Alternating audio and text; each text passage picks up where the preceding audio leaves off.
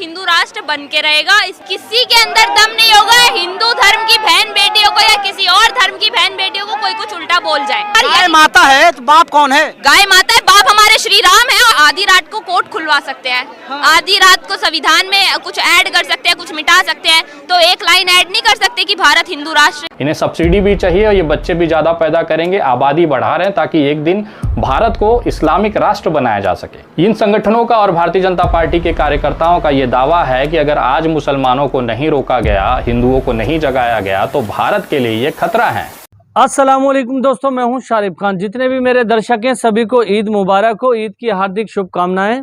अब शुरू करते हैं वीडियो। दोस्तों आज की वीडियो में आप देखने वाले हैं कि एक अंधभक्त लड़की है जो खुशबू पांडे की तरह दिखने में लगती है, लेकिन ये दूसरी लड़की है और लगातार किसी एक समुदाय के लिए मुंह से गोबर निकालने का काम करती है, या मैं यूं कहूं कि इस्लाम धर्म के मानने वाले लोगों के लिए ऐसी भाषा का प्रयोग करती है, अभद्र भाषा का, जिससे कि समाज का माहौल खराब हो। लेकिन आज की इस वीडियो के अंदर आप देखने वाले हैं कि विनय दुबे मुंबई वालों ने सबसे पहले तो इस्लाम धर्म की हकीकत इसको समझाने का काम किया। इसको का मतलब इन जैसे सारे लोगों को, जितने भी अंधभक्त हैं, इस्लाम की महत्वता समझाने का काम किया विनय दुबे ने, और इतनी चप्पल मारे इन जैसे लोगों के कि इनको सीधा कर दिया। दोस्तों जिस तरह से ये जिहादी शब्द का प्रयोग मजाकिया तौर पर कर रहे हैं मुसलमानों की खिल्ली उड़ाने के लिए, असल में इन्हें जिहाद का मतलब नहीं पता है। हालांकि सच्चाई तो ये है कि जिहादी शब्द हमारे लिए प्रयोग किए जाना बड़ा सम्मान की बात है, बड़ी गर्व की बात है, क्योंकि जिहादी का मतलब होता है बुराई से लड़ने वाला। मतलब बुराई से लड़ने को जिहादी बोलते हैं, जिहाद करना बोलते हैं। लेकिन इन जैसे जाहिल लोगों को इसका पता नहीं है। फिलहाल आज का मौजू ये नहीं है। आज आपको जो वीडियो दिखाने वाला हूँ उसे देखकर आपको मजा आ जाएगा। सबसे पहले लगभग 30 सेकंड से लेकर 1 मिनट तक इसकी बकवास सुनेंगे हिंदू राष्ट्र को लेकर के, जो ये बोल रही है। फिर विनय दुबे मुंबई वालों ने जो इसकी झड़ाई लगाई है वो चीज़ देखेंगे। आखिर तक बने रहना वीडियो के अंदर। वीडियो शुरू करता हूँ। दोस्तों इस वीडियो के अंदर जो कुछ भी आप देखने वाले हैं उससे हमारा कोई लेना देना नहीं है। हम इनकी बातों की सत्यता की पुष्टि नहीं करते। हमारा काम है केवल इनके निजी विचारों को आप तक पहुंचाना। तो दिल थाम के बैठिए। लगभग 1 मिनट की वीडियो क्लिप इसकी देखेंगे जो ये मुंह से गोबर निकाल रही है, और फिर विनय दुबे मुंबई वालों का जवाब उस पर देखेंगे। इतनी बढ़िया वीडियो है, इतनी बढ़िया वीडियो है कि आपको बहुत कुछ देखने को मिलने वाला है। आखिर तक बने रहना। अगर हिंदुस्तान को हिंदू राष्ट्र नहीं बनाएंगे तो क्या इस्लामिक राष्ट्र बनाएंगे? आप एक काम कीजिए, हिंदुस्तान को इस्लामिक राष्ट्र बनाना चाहते बना दीजिए, पाकिस्तान को फिर हिंदू राष्ट्र बनाइए, बांग्लादेश को हिंदू राष्ट्र बनाइए। हम तो अपनी, हमारे जो पिता राम हैं उनकी जमीन के लिए मांग रहे हैं ना, हम राम राज्य वापस मांग रहे हैं, हम हमारे राम के लिए मांग रहे हैं जो भी मांग रहे हैं। तो भारत हिंदू राष्ट्र बन के रहेगा, इसमें कोई भी आशंका की कोई बात नहीं है। भारत हिंदुओं का देश था, है और सदैव रहेगा। हिंदू धर्म की जो बहन बेटियों के साथ में जो जिहाद होता है, लव जिहाद होता है, हिंदू राष्ट्र बनने के बाद में किसी के अंदर दम नहीं होगा हिंदू धर्म की बहन बेटियों को या किसी और धर्म की बहन बेटियों को कोई कुछ उल्टा बोल जाए। करना बहुत दूर की बात। पहले अपने धर्म को तो बचाइए। यहाँ धर्म का लोग इस तरह से मजाक बना रहे हैं, सनातन को उल्टा बोलते हैं, शिव राम और न जाने कितने भगवानों का मजाक उड़ाते हैं। कब तक बर्दाश्त करेंगे आप? रामचरितमानस का अपमान कब तक बर्दाश्त करेंगे? एक बात बताइए, राम की प्रतिमा पे पत्थर मारे जाते तब क्यों नहीं आवाज उठाते? जब राम की झांकियां निकलती है, पत्थर फेंके जाते हैं, तलवारें निकलती है, तब क्यों नहीं आवाज उठाई जाती? सवाल इनका। अमेरिका इस्लाम का दुश्मन, चीन इस्लाम का दुश्मन, इजराइल इस्लाम का दुश्मन, भारत के अंदर हिंदूवादी संगठन इस्लाम और मुसलमान के दुश्मन, लेकिन फिर भी पूरे विश्व में इस्लाम और मुसलमान तेजी के साथ बढ़ रहे हैं। क्या ये भारत के लिए खतरे की घंटी है? जब भी आप हिंदूवादी संगठनों के कार्यकर्ता या एक राजनीतिक दल जिसे हम भारतीय जनता पार्टी कहते हैं, उनके कार्यकर्ता और नेताओं की पोस्ट सोशल मीडिया पर देखेंगे तो वो कुछ बातें हमेशा और समय समय पर करते रहे हैं। ये ऐसा झूठ है या ऐसा प्रोपोगेंडा है जो कि सोशल मीडिया पर बार बार आपकी आंखों के सामने से जरूर गुजरा होगा। इन संगठनों का और भारतीय जनता पार्टी के कार्यकर्ताओं का ये दावा है कि अगर आज मुसलमानों को नहीं रोका गया, हिंदुओं को नहीं जगाया गया, तो भारत के लिए ये खतरा है। जब इनसे आप तथ्यों के साथ बात करें कि भैया बताइए कि खतरा क्या है, तो इनका रटा रटाया सा ये कुछ जवाब आपके सामने ये हक देंगे। पहला जवाब होता है कि इनकी 4 बीवियां होती हैं, 40 बच्चे होते हैं, ये छोड़ देते हैं। पूरे देश के अंदर जो इनका जो भार है इनके परिवार का, तो सरकारों को और आपको और हम जैसे टैक्स पेयरों को झेलना पड़ता है। इन्हें सब्सिडी भी चाहिए और ये बच्चे भी ज़्यादा पैदा करेंगे, आबादी बढ़ा रहे हैं ताकि एक दिन भारत को इस्लामिक राष्ट्र बनाया जा सके। दूसरा सवाल इनकी तरफ से ये आता है, रटा रटाया जो ज्ञान है ये इस तरह से खोदते हैं कि ये अपनी सगी बहनों से शादी कर लेते हैं, जो कि एक गैर कानूनी कृत्य है। जब इनके पास तथ्य नहीं होते तो ये आ जाते हैं 9 साल की आयशा और पैगंबर मोहम्मद के विवाह वाले कृत्य को लेकर। उनका ये दावा होता है कि मुसलमान अपनी छोटी छोटी बच्चियों के साथ, बुजुर्गों के साथ विवाह करा देता है, उनका यौन शोषण करता है, यौन उनके साथ उत्पीड़न किया जाता है, छोटी कम उम्र की बच्चियों का। और ख़ास तौर पर ये अपने महिलाएं, अपने घर की जो बच्चियां हैं, इसकी कम उम्र में बुजुर्गों के साथ शादी करा देती हैं, ऐसा इनका दावा है। जब ये सारे तथ्य खत्म हो जाते हैं तब ये उतर जाते हैं अपने असली औकात पे, यानी कि जिहाद पे। सीधा सीधा अगर समरी में अगर आपको साधारण भाषा में बोला जाए तो इनका ये कहना होता है कि भाई मुसलमान ही देश के अंदर जितने अपराध हो रहे हैं उसका कारण है। मुसलमानों की अपराधीकरण की वजह से देश के अंदर जो आज जो हिंदू हैं वो खतरे में आ चुका है। ये कुछ ऐसे तथ्य हैं जिसको आज मैं विश्लेषण करने जा रहा हूँ, और ये सरकारी रिकॉर्ड्स जब मैंने निकाले तो मेरी आंखें चौंक गई, क्योंकि जो दावा हिंदूवादी संगठन करते हैं हमेशा से मुसलमानों के खिलाफ या एक प्रोपोगेंडा चलाया जाता है, आज उसकी धज्जियां उड़ाने जा रहा हूं, वो भी सरकारी नरेंद्र मोदी जी के सरकार के मिनिस्ट्री यानी मंत्रालय के दिए हुए आंकड़ों की वजह से। किसी भी हिस्से को बीच में से ना छोड़ें, क्योंकि ये पूरी जो कड़ी है एक दूसरे से आपस में जुड़ी हुई है। अगर एक भी हिस्सा आपने नहीं देखा तो समझिएगा कि आपको ये पूरा जो विवाद है ये समझ में ही नहीं आएगा। शुरू करते हैं सबसे पहले 4 बीवी वाले मामले से लेकर। 4 बीवियों का मतलब होता है एक से अधिक पत्नी रखना। क्या वाकई में मुसलमानों की 4 बीवियां होती हैं? हिंदुओं की बीवियों की संख्या कितनी है?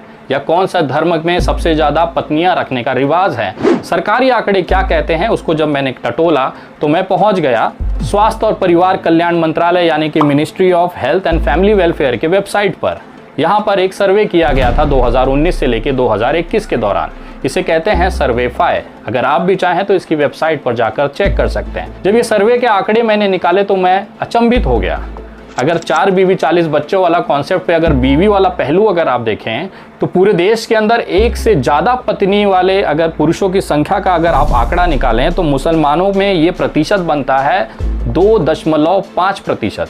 लेकिन मैं चौंक गया कि मुसलमानों की एक से ज़्यादा पत्नी वाले कॉन्सेप्ट पर हिंदुओं भी चल रहे हैं, उसी राह पर हिंदू भी आगे बढ़ रहे हैं। हिंदुओं का ये जो आंकड़ा है जिसमें एक से ज़्यादा पत्नी वाले आंकड़े हैं, उनका जो प्रतिशत है हिंदू आबादी का, ऐसे पतियों की संख्या पूरे आबादी का 1.7% है। ये हिंदू आबादी का ये हिंदू परसेंटेज है जिनकी एक से ज़्यादा पत्नियां हैं। क्रिश्चियनों में भी ये आंकड़ा बहुत ही आश्चर्यचकित कर देता है। इनका जो आंकड़ा है वो है 2.1%, यानी कि 2.5% मुसलमान ऐसे हैं जिनकी एक से ज़्यादा पत्नियां हैं, 1.7% हिंदू हैं जिनकी एक से ज़्यादा पत्नियां हैं, और क्रिश्चियन में 2.1% ऐसे लोग हैं जिनकी एक से ज़्यादा पत्नियां हैं। ये आंकड़े जो हैं मोदी सरकार के मंत्रालय के ताज़ा आंकड़े हैं। अगर मुसलमान की आबादी को 25 करोड़ माना जाए और उसमें से 60% घटा दीजिए, 25 करोड़ कुल आबादी मुसलमानों की है, जिसमें से 7% 60% अगर आप महिलाओं और बच्चों को बगल कर दिया जाए तो ये आंकड़ा बनता है 15 करोड़ के आसपास। इस 15 करोड़ में अगर आप 2.5% बहुपत्नी वाले मतलब एक से अधिक पत्नियों का अगर आंकड़े के हिसाब से आप कैलकुलेट करें तो जो संख्या बन के आती है वो आती है 37,50,000। मतलब 37,50,000 ऐसे पति इस्लाम और मुसलमान के मानने वाले कौम में हैं जिनकी एक से ज़्यादा पत्नियां हैं। लेकिन अभी रुकिए, हिंदुओं की तो बात ही नहीं हुई है। हिंदुओं का अगर आप एक 100 करोड़ की आबादी अगर आप पकड़िए, इसमें से 60% अगर आप महिलाओं और बच्चों का आंकड़ा हटा दें तो 40 करोड़ पुरुष बचते हैं। और इस रिपोर्ट के हिसाब से अगर आप इनका 1.7% के हिसाब से कैलकुलेट करें 40 करोड़ पुरुषों का, हिंदू पुरुषों का, तो ऐसे 68 लाख हिंदू पति मिलेंगे जिनकी एक से ज़्यादा पत्नियां हैं। और ये दावा मैं नहीं कह रहा हूँ, ये दावा कर रही है मोदी सरकार की मिनिस्ट्री जिसे हम कहते हैं स्वास्थ्य एवं परिवार कल्याण विभाग मंत्रालय। ये उस विभाग के आंकड़े हैं जहां पर ये कहा जा रहा है कि देश के अंदर 1.7% हिंदू पतियों के पास भी एक से ज़्यादा पत्नियां हैं। क्रिश्चियन में यह आबादी 2.1% के आसपास है। तो जो ये लोग हिंदूवादी संगठन दावा करते हैं कि भैया 4 बीवी और 40 बच्चे वाला कॉन्सेप्ट, उसमें से जो 4 बीवी वाला कॉन्सेप्ट है उसमें हिंदू भी पीछे नहीं है। देश में 68 लाख हिंदू पति ऐसे हैं जिनकी एक से ज्यादा पत्नियां हैं, और अगर मुसलमानों में यह आंकड़ा देखा जाए तो केवल 37,50,000 के आसपास ऐसे पति हैं जिनकी पत्नियां जो हैं एक से ज्यादा हैं। तो ये तो हो गया भैया 4 बीवी वाला हिसाब, जिसमें कि हिंदू पुरुष भी अपने मोर्चा थामे हुए हैं, कहीं से भी पीछे नहीं है। तो उम्मीद करता हूं दोस्तों ये वीडियो देखकर आपको काफ़ी कुछ जानने को मिला होगा। दोस्तों आज ईद का दिन था, लेकिन मेरी ऐसी आदत हो चुकी है कि जब तक कोई वीडियो आपकी नहीं लेकर के आऊँ, मुझे सुकून नहीं मिलता। ईद की नमाज़ पढ़ी, ईद की नमाज़ पढ़ने के बाद आए, कपड़े वपड़े चेंज किए, उसके बाद बैठे बैठे मैंने सोचा लाओ अपने दर्शकों के लिए एक वीडियो तैयार कर देते हैं, खबर तैयार कर देते हैं। और दूसरी बात, आप सब लोगों को विश भी करना था। शुरू में भी मैंने विश किया कि आप सभी को ईद की बहुत बहुत मुबारकबाद हो, और अभी भी मैं कहता हूं कि आप मेरे हिंदू भाइयों को भी और मुस्लिम भाइयों को भी ईद की हार्दिक शुभकामनाएं। तो दोस्तों मैं आपको ये बता रहा था कि इस तरह के जैसे खुशबू पांडे है, जैसे ये लड़की की वीडियो मैंने अभी आपको दिखाई थी, जो ना समझ कम उम्र की बच्चियाँ हैं ना, उनके ब्रेन को वॉश किया जाता है।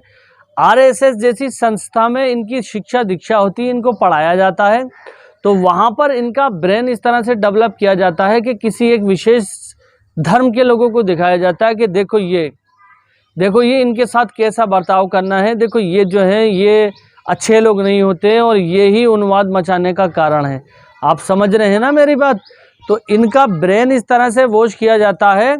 ऊपर से फिर कुछ लोग इनको संरक्षण देते हैं, जब ये मार्केट में सबके सामने आकर के अभद्र भाषा का प्रयोग करते हैं, नफरती बयानबाजी करते हैं, तो इनको संरक्षण भी मिलता है, जो इनको पुलिस अरेस्ट नहीं करती। क्योंकि बैक टू बैक आप दिल्ली के जंतर मंतर जैसी जगहों पर और दिल्ली की JNU कॉलेज के सामने, दिल्ली के पालिका बाजार पर खड़े होकर के आप इस तरह की भाषा का प्रयोग करते हैं जिससे 2 समुदाय के बीच हिंसा भड़के या किसी एक समुदाय की भावनाओं को ठेस पहुंचे, और उसके बावजूद भी आपको ना तो पुलिस अरेस्ट करे और ना ही आपके खिलाफ कोई एक्शन ले। तो ये आम बात थोड़ी ना है। तो इस तरह की बातों को ऐसा पूरा माहौल बनाया जाता है। उम्मीद है आप मेरी वीडियो को देखकर बहुत कुछ समझ चुके होंगे। तो अगर आप मेरे चैनल पर पहली बार आएँ तो चैनल को सब्सक्राइब करके बेल आइकन पर ऑल का बटन सेलेक्ट कर लें। इंशाल्लाह फिर मिलूंगा इसी तरह की एक नई वीडियो के साथ। तब तक के लिए खुदा हाफिज़, जय हिंद, जय भारत।